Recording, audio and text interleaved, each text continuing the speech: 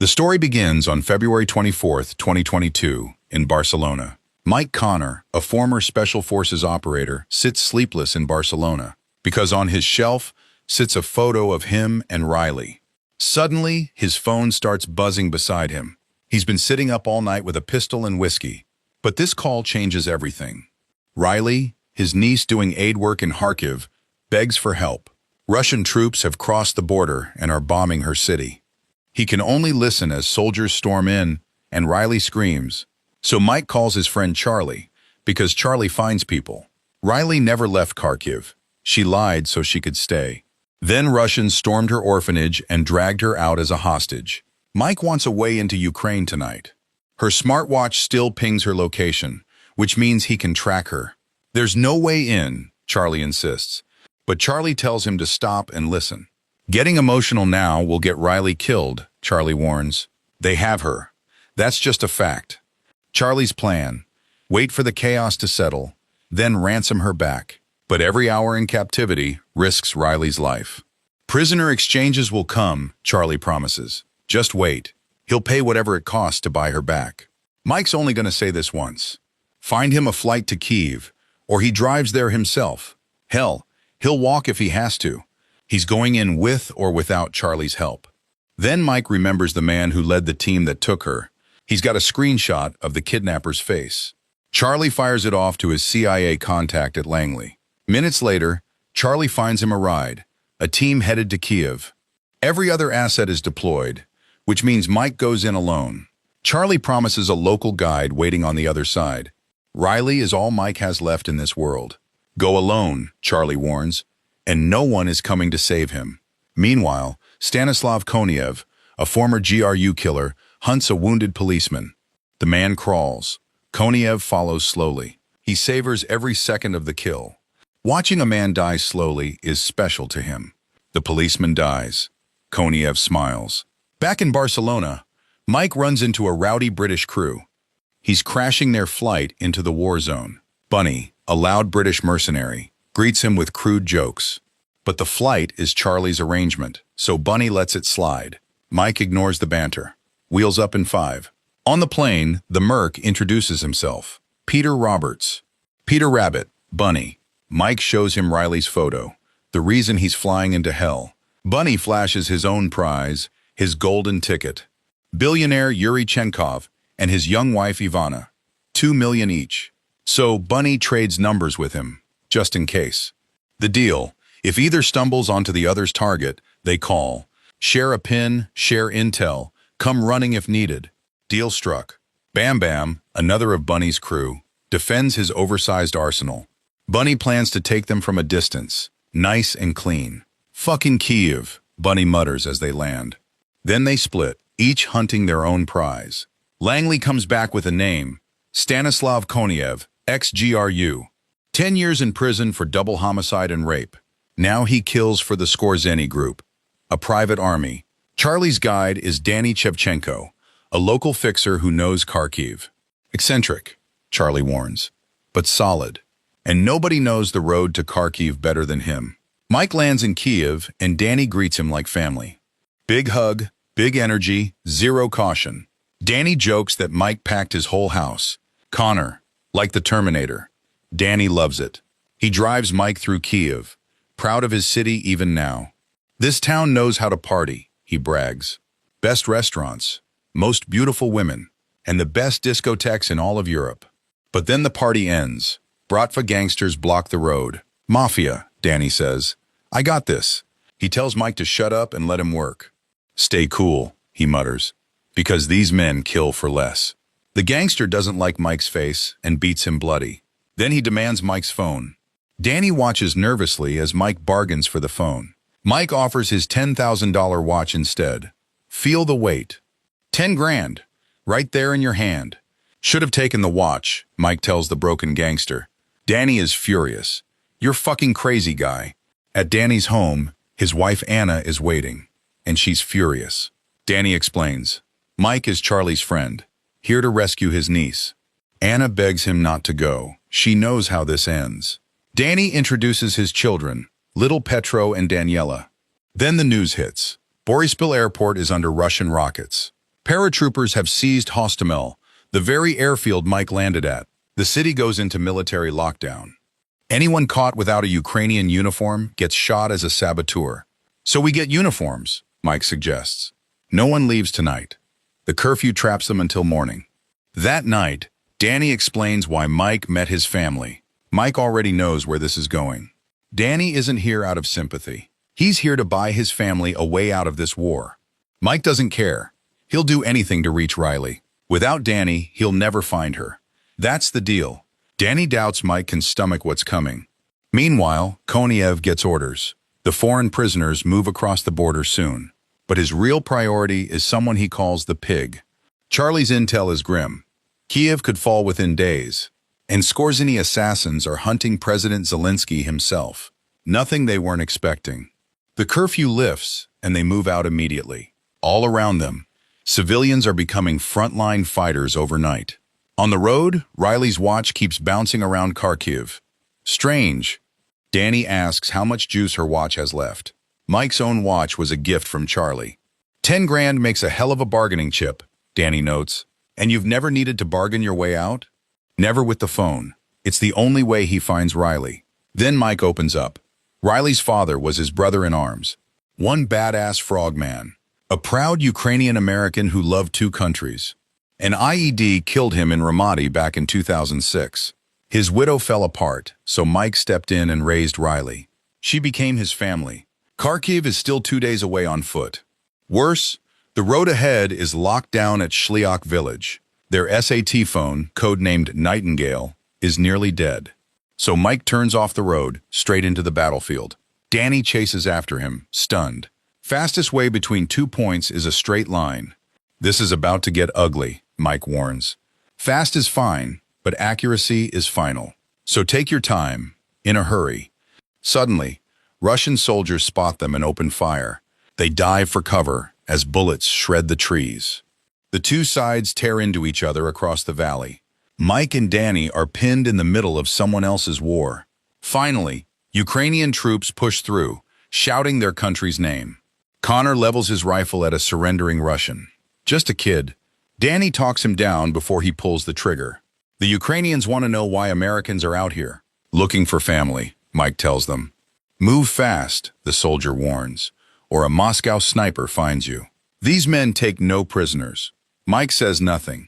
Meanwhile, Koniev's men intercept a transmission mentioning Nightingale. They pull the location up on a map. Nightingale is the extraction team coming for Yuri. Koniev knows it, so he calls General Tarasov and orders the valley shelled. His own troops are fighting there too. He doesn't care. On the line, the Russians suddenly break and run. That ain't it, Mike says. Something's wrong. Then the sky falls. Artillery. Everywhere. We gotta go, Danny screams over the blasts. The barrage is walking straight toward them. A shell lands close. Mike goes down, out cold. Get up, Danny screams. Get up. He hauls Mike up and drags him through the chaos. Mike lies motionless as the barrage finally fades. Hours later, Mike wakes up, hurt, confused, half-deaf. Everyone else from the battle is gone. You look fucked, Danny tells him. He's lost an entire day of Riley's clock. Danny begs him to rest. Danny hands over the phone. Charlie wants a call back. Kharkiv is still 24 kilometers away. Gather your senses, Danny pleads. You're in bad shape. They press on through the ruins toward Kharkiv. Mike and Danny pick through the wreckage of ordinary lives. Not your fight, Danny reminds him. Not your kids in shelters. All that hate will make Mike sloppy, and sloppy gets you killed. War is a monster, Danny says, that devours everything. Mike has no answer for that. But those surrendering kids didn't want to be there, Mike argues. And handing Russia a Nazi excuse didn't help either, Mike admits. Every country has its sins, Danny allows. But America feeds off war, profits from it. And simple people die just trying to survive. You don't get it, Danny snaps. You really don't. I side with me, Mike answers flatly. Then why make war your life? Mike asks him. Before Danny can answer, a Z-marked Russian tank rolls past. Shit. Then a new sound. What the hell is that? A Gerin 2 kamikaze drone, bomb-armed, hunting for movement. The explosion hits a street away. Too close. Danny, what are we doing? Mike asks, uneasy. She's close, Mike insists. They keep moving.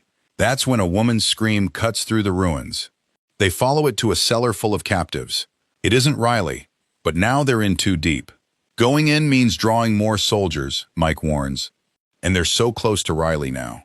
But Mike can't walk away. Stay here, he orders. A single gunshot ends it. I told you to stay, Mike snaps at the boy. We gotta go. Now. That boy's childhood is over, Danny says. He'll never be the same. What becomes of us now? The mother asks. Mike promises them safety. The military is just south. Outside, Danny explodes. You can't promise what we can't deliver. We can't take them with us, Mike argues. And Danny won't leave them to die. Would Riley want you to abandon them? He demands. I'll ask her when I see her, Mike replies coldly. You really are a piece of shit. Mike doesn't deny it. Then Danny flips the question. What about your family, Mike? Mike says nothing. You wanted your family out too, Danny reminds him. They creep toward Kharkiv's outskirts, under cover of night. They sweep the wreckage with weapon lights, checking every corner. A dead man's hand juts from the rubble beside them. Mike pushes on, running on fumes. Mike begs Charlie for anything connecting Riley to a location. Nothing. The watch he's been chasing is strapped to a dead mercenary. The trail is dead. He needs a direction, any direction. Charlie's only lead, a Ukrainian push at dawn. Hang in there, man. Suddenly, Danny is pinned down. Mike charges back in for him. Then reinforcements crash in, shouting about redcoats. It's Bunny's crew. The deal from the plane just paid off. Danny thanks Mike for coming back for them. But Riley's gone, Mike admits. She's not here. Meanwhile, Bunny fancies a drink. So the crew clears a bar and pours a round. Bunny toasts, lie to save a friend, cheat death, steal hearts. How's a mad fucker like you still alive? Bunny asks. I'm good at killing things, Mike replies. Bunny introduces Danny to Zeus and the rest of the crew.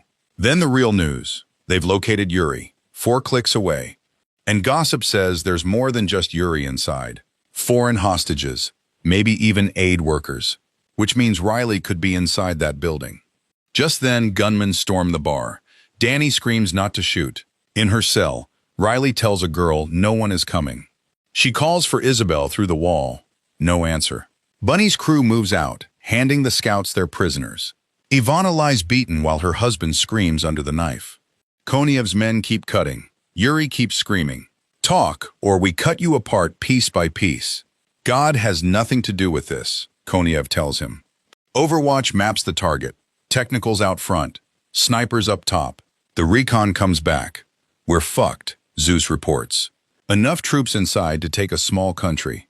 A frontal assault is suicide. So Bunny asks for another way in. More stealth. That's when Danny remembers the tunnels under the city. He played in them as a kid. Wee bomb shelters, once used to ambush Nazi occupiers. He guarantees a way in, nice and easy. Booby traps, Bunny worries. But nobody even remembers these tunnels exist, Danny assures him. The odds are still razor thin, his men warn. Ringo, one of Bunny's mercenaries, locks in the target plan. The team splits. Bunny's crew up front, Mike and Danny below. Underground, Danny finds the entrance sealed behind a heavy chain. Bam Bam cuts through while the team stacks up. They breach a sealed door. The police station itself. Seconds until the party starts, Bunny warns. Mike links up with the crew, ready to move. He needs exfil for 12 people within the hour. Danny did his part. Now Charlie owes him a family flight. Get him out by tomorrow, Mike insists. Already the plan, Charlie confirms. Then Mike turns to Danny. You ain't coming. Go home. This isn't your day to die for a cause. That's your call, Mike says, but not today. Danny refuses, so Mike threatens to cancel his family's flight. But Danny begs to finish this. Mike relents. Once inside, we don't stop. Bunny briefs the crew. We murder everything in our path. Clear? This is gonna suck. Then the wall blows, and the assault begins. Inside, the guards drag a prisoner out for a cruel game. They beat her, while the others watch helplessly. Not today, perhaps tomorrow, her tormentor taunts. Meanwhile, Koniev senses somebody has come hunting his prisoners. Who are you? Koniev demands. Nobody, comes the answer. If you're nobody, why has somebody come to find you? Then a call. More soldiers ambushed nearby. Ready the men, Koniev orders. Intel puts Yuri in the chief's office. Mike splits off. Don't do anything stupid, Ringo warns him. Later, mate, Ringo says, splitting off. Riley, Mike's voice finds her at last. You came, she breathes. You actually came. Mike pulls Isabel along as they rush for the exit. Koniev hears it. The hostages are escaping. Call in everyone, he orders. Everyone. They're here for the hostages, he realizes. Gunfire erupts through every hallway as they fight toward daylight. A grenade blast rocks the stairwell. Push forward, a Merc calls through the smoke. The station becomes a slaughterhouse. They storm deeper, room by room, floor by floor. Hold, someone orders. Movement ahead. Grenade, someone screams, and the team scrambles for cover. Yuri and his wife are dead. The payday is gone. How's it going in there? Bunny checks over comms. Fucking outstanding. Connor grinds through the fight, jaw clenched tight. Then Koniev finds him. I remember you. Then why are you still talking? Mike fires back. What took you so long, mate? Someone jokes mid-fight. All on me. A Merc yells, drawing their fire. Reloading. You're good, mate. Your vest caught it. Bam bam! You got anything left? Bunny shouts. Just one T-bomb, his last explosive. Toss it, flea flicker it. Bunny yells. The helo is 5 minutes out, but tangos are closing faster. It's going to be a hot extract. They sprint for the vehicles under heavy fire. Contact front. Fire erupts again. Zeus signals that he's finally pulling out too. A Russian grabs Riley, but she fights back hard. They load the wounded and peel out fast. Right behind you, Connor promises Riley. There he is. Connor breaks into the open. Go, go, go. Bam Bam waves them through. Tires screech, and they tear away from the compound. You got the grenade? Danny asks. But back at base, bad news lands. The helicopter's been redirected for a medevac. No extract. No one is coming for them. What happened to the picture? Charlie demands. We just got shut down. No support, no rescue. Connor drives them forward. Keep moving or die here. The retreat becomes a running battle. They push on, dragging their wounded with them. Finally, they fight street by street toward the city's edge. Stay on my shoulder, Danny tells a straggler. Hurry, move. Where's Riley? Mike shouts over the gunfire. Moving, Bunny confirms. Connor, move! Bam Bam lays down covering fire. A Russian's rifle clicks empty at point-blank range. Then it turns hand to hand, brutal and desperate. Danny runs out of ammo. They're cornered, exhausted, and out of options. Then Danny sees it. No Z on the tank. Ukrainians, friendly forces. The rescue has finally come. The battered survivors break clear at last. Charlie is still in the dark, fearing the worst. Then the call comes. Mike and Riley made it out. I'm good, Mike says. And this time he means it. They're safe with the 93rd Mechanized. A shuttle to the rear comes soon. Hey, sweetheart, Charlie greets her. How are you doing, kid? I'm okay, she says. And she thanks him for everything he did. Always, Charlie replies. Charlie wants to talk to you, Riley tells Mike. Danny's family flies to Brandenburg today, Charlie confirms. They'll be taken care of. All of them. One more thing left to do, Mike says. See you soon, brother. Green looks good on you, Mike tells Danny. Even better with blue and yellow. You're really going to do this? Mike asks him. It's my home, Danny answers. Yeah, Mike says softly. He understands now. Your family flies to Berlin today, Mike tells him. Charlie will set them up nice. I have no doubt, Danny says, believing every word. Finally, good luck, my friend, Mike tells him one last time. You too, brother.